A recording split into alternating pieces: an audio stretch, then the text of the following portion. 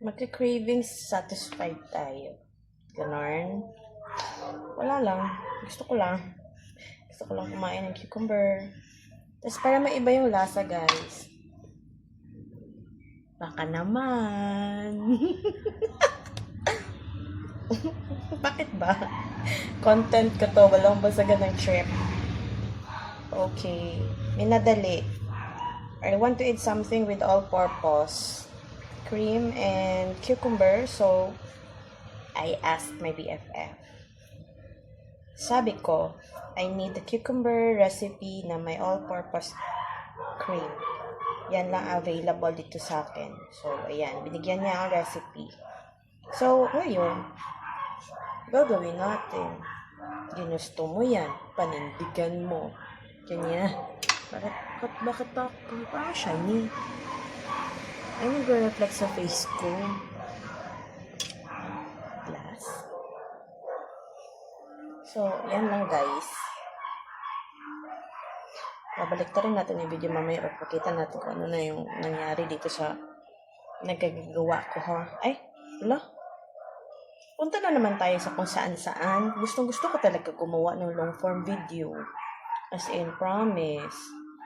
Alam nyo ba, kahit na konti lang yung viewers ko, I don't mind. Muntik na ako mapamura. I don't mind, guys. Bakit?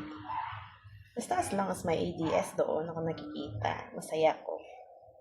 Ang ibig sabihin nun, may video as a potential and Meta is giving an opportunity for me to earn. So, yun yung purpose nun kung bakit ko nagugustuhan yung mas mahaba. Ganyan naman talaga. Hindi ako pwede pang pag nagdadaldal po ako, hindi ako pwede pang short video. Kasi ang dami kong alam. Ang dami kong dinadaldal.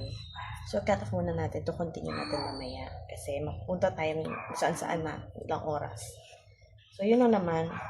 Isa-slice lang ito later with added ingredients. So, flex ko mamaya pagtapos na. Mamadaliin natin kasi kakain na ng dinner. Nagugutom na ako. So, that's all muna. Later na lang. So, eto guys, no. Mamadaliin ko lang ito. Bahala na ako anong lasa. Basta alam ko. Craving satisfied. Oh, ayan. Mekos na.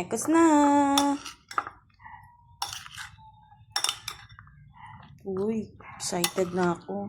Tapos ilalagay ito sa freezer para mas mabilis yung paglamig niya kasi maya kakain na. Okay, hi guys. Ito na.